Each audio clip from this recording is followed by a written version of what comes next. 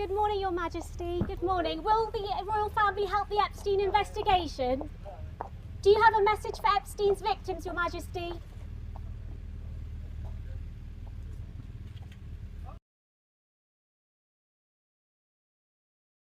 Queen Camilla's silence this week was not subtle.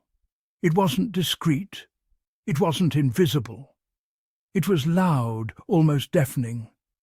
And for many people watching in Britain and far beyond its borders, that silence communicated far more than any carefully prepared palace statement ever could.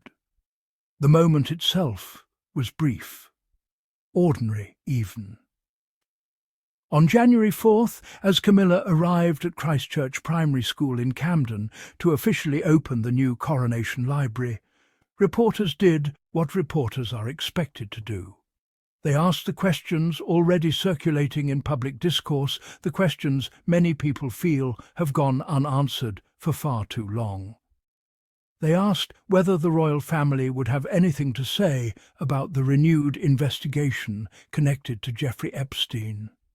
They asked whether she had any message for the victims whose lives were shaped and in many cases shattered by abuse and exploitation.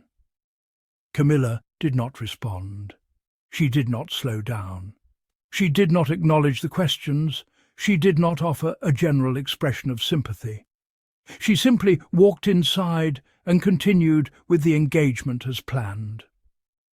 That moment, unscripted, unfiltered and very human, has since ricocheted across British media, social platforms and comment sections. And the reaction has been strikingly consistent. To many viewers, this did not look like dignified restraint. It looked like indifference. The timing could not have been worse. The Epstein case is not a closed chapter or a distant scandal from the past. It remains an open wound.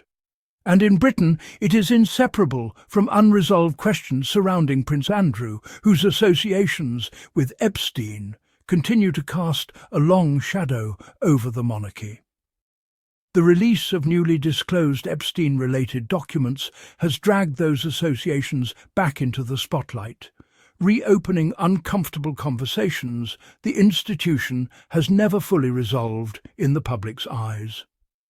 While legal positions may be settled or contested, moral questions remain stubbornly unanswered. That is why Camilla's silence struck such a nerve. The question was not about Andrew directly. It was not about legal liability or court proceedings.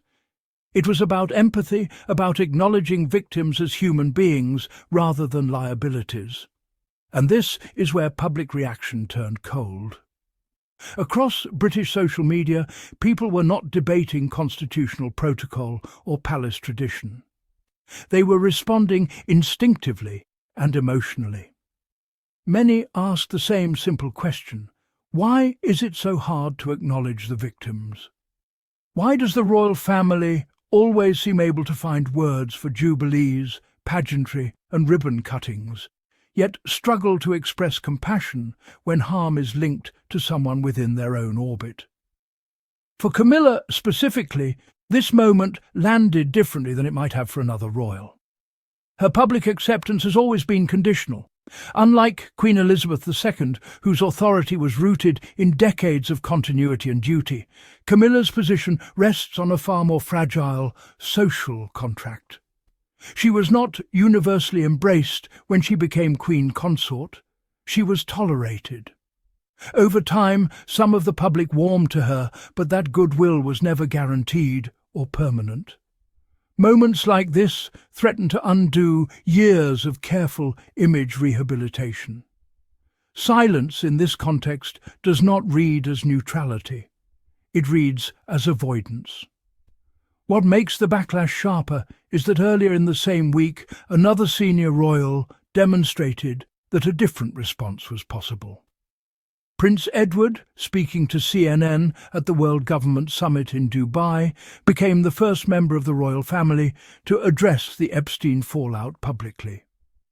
Edward did not dodge the issue. He did not redirect the conversation or hide behind vague language. Instead, he centered the victims. He emphasized the importance of remembering who suffered and keeping them at the heart of the conversation. That contrast is now impossible to ignore. On one side, a senior royal explicitly acknowledging harm and urging compassion. On the other, the Queen consort offering nothing at all. For many observers, this contrast intensified the criticism. If Edward could speak, why couldn't Camilla? If the palace's concern is consistency, why was there no coordinated response, at the very least one that acknowledged the human cost of Epstein's crimes? This is where public patience wears thin. The monarchy frequently insists it is modernizing, learning, and evolving. Yet moments like this reinforce the sense that when faced with moral discomfort, especially when it touches someone within the royal circle, the instinct is still to retreat into silence. That instinct may once have worked. It does not anymore. British audiences today are highly media literate. They understand public relations strategy. They recognize when messaging is being avoided. And avoidance, particularly around abuse and exploitation, is no longer seen as neutral. It is seen as complicit. The renewed scrutiny around Prince Andrew and Sarah Ferguson only adds fuel to the fire. Both have denied wrongdoing in connection with Epstein. Legally, their positions are clear. Socially, the questions never disappeared and likely never will. Andrew's settlement with Virginia Giuffre did not bring closure. It brought discomfort.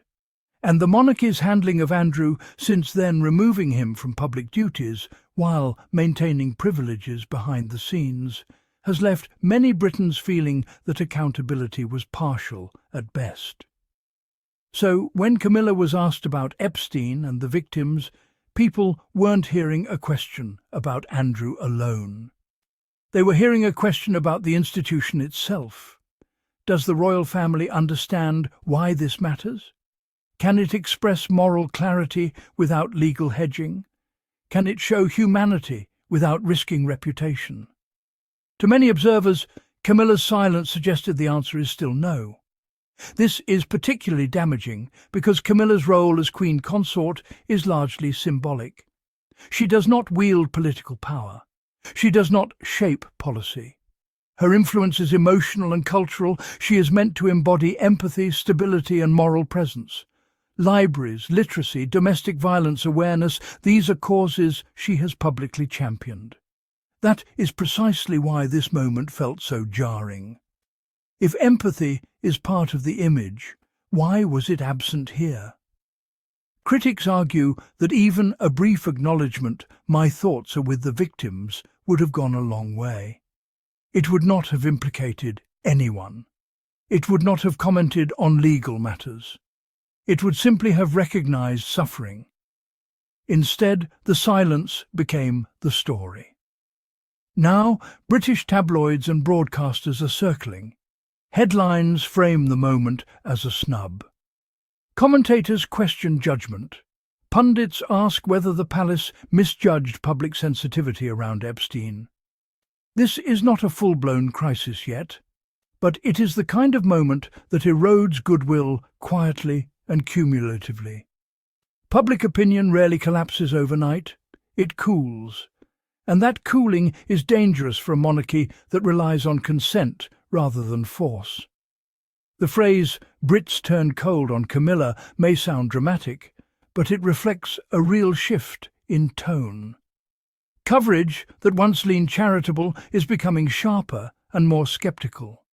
And this matters because Camilla does not have decades of unquestioned loyalty banked with the public. Every misstep counts more. Every silence is louder. The palace may argue that Camilla was protecting the institution, that she was advised not to comment, that protocol demanded restraint. But protocol without humanity does not play well in 2026, especially when victims are involved. And especially when another royal has already demonstrated that compassion can be expressed without legal peril. This episode also revives a broader question the monarchy has struggled with for years. Who speaks and when? Why are some royals allowed to comment while others remain silent? Why does messaging feel reactive instead of proactive? And why does the burden of moral clarity so often fall on the least controversial figures, while those closest to scandal remain shielded? For critics, Camilla's silence was not merely a personal failing. It was a symptom of a system that still prioritizes image management over accountability. For survivors of abuse, many of whom have long felt ignored by powerful institutions, it was yet another reminder of how rarely they are centered in conversations that directly concern them. That is why this moment resonates so deeply. It is not about one unanswered question outside a school. It is about decades of unanswered questions inside the palace. As Epstein-related discussions continue, this story will not fade easily. Every future royal appearance will be viewed through this lens. Will they speak? Will they acknowledge? Or will they retreat once more? Camilla's silence has raised the stakes, and whether the palace likes it or not, the public is watching more closely than ever.